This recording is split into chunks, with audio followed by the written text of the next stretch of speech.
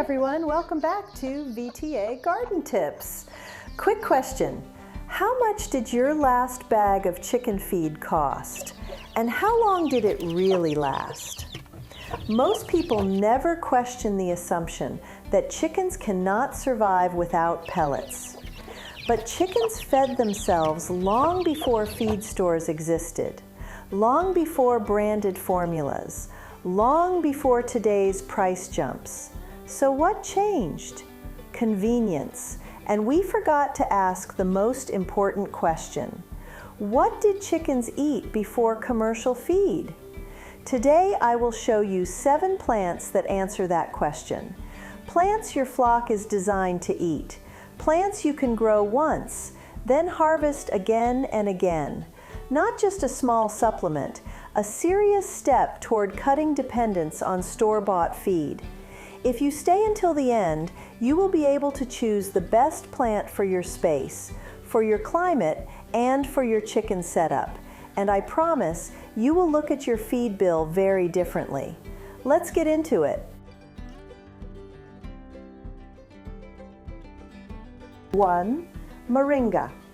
Let's start with one of the most powerful plants you can grow for chickens, moringa, also called the miracle tree. If you only plant one thing from this entire list, this might be it. Moringa grows fast, very fast. In warm climates, it can grow several feet in a single season. You cut it, it grows back. You cut it again, it grows back again. That alone makes it valuable, but the real power is in the leaves. Moringa leaves are extremely rich in protein, much higher than most leafy greens. They are packed with calcium, packed with iron, packed with vitamins. Chickens love the taste, and their bodies know what to do with it. Stronger eggshells, brighter yolks, better feather condition, more consistent laying. Some studies show moringa leaf meal can partially replace commercial feed protein. And backyard farmers have been quietly using it for years. Fresh leaves can be fed directly, or you can dry them, crush them, and mix into regular feed. This stretches your store-bought feed further, which means less money leaving your pocket. The best part? Once established, moringa is drought tolerant. It does not demand rich soil. It handles pruning very well, and it produces biomass again and again. For a backyard system, that is gold. You are not just feeding chickens, you are growing protein on a tree. And once that tree matures, it becomes a feed machine. Plant once, harvest for years. That is the kind of system we are building. 2. Duckweed. Now let's talk about something most people completely ignore. Duckweed. That tiny green plant floating on still water. Many see it as pond waste, but it might be one of the most efficient protein crops on Earth. Duckweed grows incredibly fast. In warm weather, it can double in just a few days. You do not need soil, you do not need tractors, you only need shallow water, a small tub, a pond corner, even a simple container near your coop. And once it starts growing, it keeps multiplying. Here is what makes it powerful. Duckweed contains surprisingly high protein levels. In good conditions, it can reach protein levels similar to soybean meal. That is serious. For backyard chicken keepers, that means real feed replacement potential. Fresh duckweed can be scooped directly from water, fed immediately, no grinding required. Chickens recognize it as food instantly. They peck it eagerly. It also brings minerals from the water. It supports gut health. And because it is fresh and moist, it is easy to digest. Many homesteaders report improved laying consistency when duckweed is included regularly. But here is the economic angle. Duckweed multiplies using sunlight and nutrients already present in water. If you integrate it with your chicken system, even better. Some people use nutrient-rich water from the coop area to feed the pond. Now the system becomes circular. Waste becomes feed. Feed becomes eggs. Eggs support the household. That is how small systems become strong systems. Grow once, harvest constantly, with almost zero input cost. That is duckweed. 3. Sweet potato vines. Now let's move to something many of you are already growing, sweet potatoes. But today we are not talking about the tubers. We are talking about the vines. And this is where most people miss a huge opportunity. Sweet potato vines grow aggressively. They spread fast. They cover ground quickly. In warm seasons, they can explode with leafy growth. That means biomass, lots of it. For chickens, that is free green feed. The leaves are edible. They are soft, they are easy to digest, and they contain useful vitamins and moderate protein. Not as high as moringa, but remember, this plant produces volume, a lot of volume. You can cut vines regularly and the plant keeps spreading. You are not killing it, you are stimulating it. Here's where it becomes powerful for a backyard system. Sweet potato vines suppress weeds. They shade the soil. They reduce evaporation. So while feeding your chickens, you are also improving your garden. That is 2 functions from one plant. Cut the vines, chop them roughly. Feed fresh. Chickens peck them naturally. You can also rotate sections. Allow one patch to regrow. Harvest from another. Continuous production. And then there is a bonus. At the end of the season, you still get tubers. Now you have human food and chicken feed from the same plant. That is efficiency. That is smart land use. If you have limited space, this is powerful. Vertical trellis, ground cover, raised beds, even large containers. Sweet potato vines adapt easily. Plant once, harvest leaves all season. Harvest tubers at the end. Feed your flock, feed your family. That is what we are building here. 4. Comfrey. Now we move to a plant that serious homesteaders respect, comfrey. At first glance, it does not look special. Large, rough leaves, thick stems, simple purple flowers. But underground, something powerful is happening. Comfrey has very deep roots. Those roots mine minerals from far below the surface.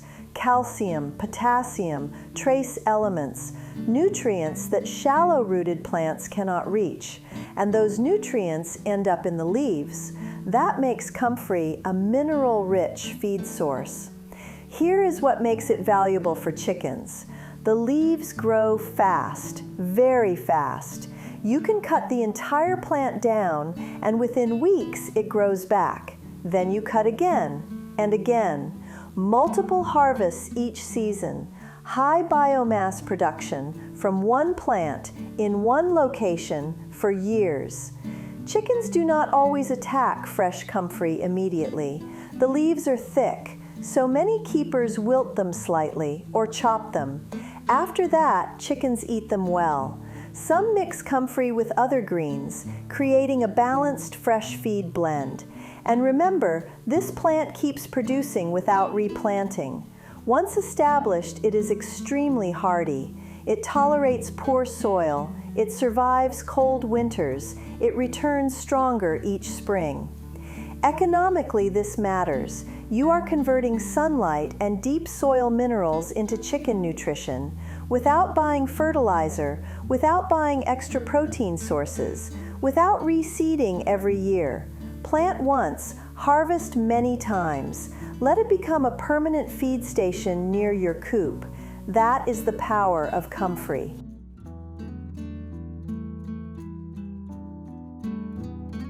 5. Banana stem and banana leaves.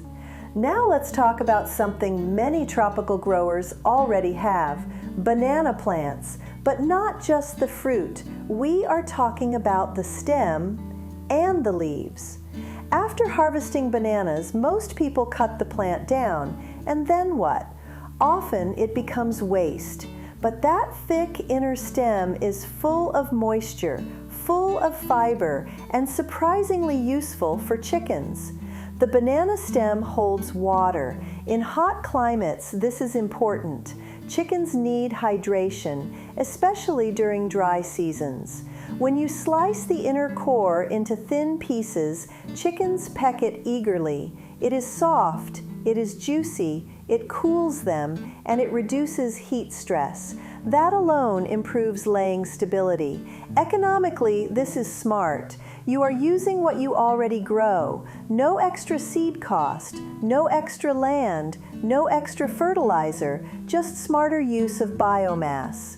Banana leaves can also be used, chopped and mixed with other greens. They are not high protein like moringa, but remember, this is about volume and moisture support. In tropical systems, this matters. Some homesteaders hang sliced banana stem inside the run. It becomes both feed and enrichment. Chickens peck.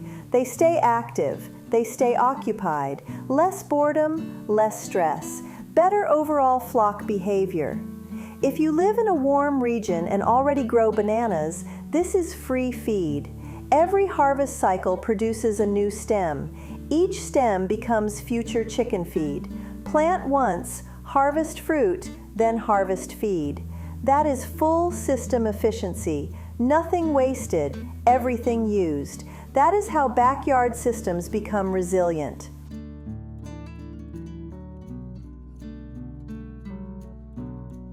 Six, amaranth.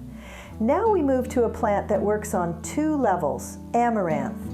Many people grow it as a leafy green, some grow it for grain. For chickens, it can do both. That makes it powerful. First, the leaves. Young amaranth leaves are tender. Chickens eat them easily. They contain useful vitamins, moderate protein, and they grow quickly in warm weather. You can cut young plants several times before they mature. That gives you repeated harvests. Fresh greens during the growing season. But the real strength shows later, when amaranth flowers. Tall seed heads form, dense, heavy, packed with tiny grains. Those grains are rich in protein compared to many common cereals. They also contain important amino acids. For backyard systems, this matters. You are not just feeding leaves, you are producing grain on site. Some keepers cut whole seed heads and hang them inside the run. Chickens jump and peck. It becomes both feed and enrichment. Others dry the seeds, rub them loose, and mix them into regular ration, stretching purchased grain further, reducing dependency. Amaranth grows fast. It tolerates heat. It can grow in average soil, and it often reseeds itself. That means once introduced, it may return each year. Plant once, harvest leaves, harvest grain. Feed your flock with both. That is high efficiency per square meter. That is smart feed independence.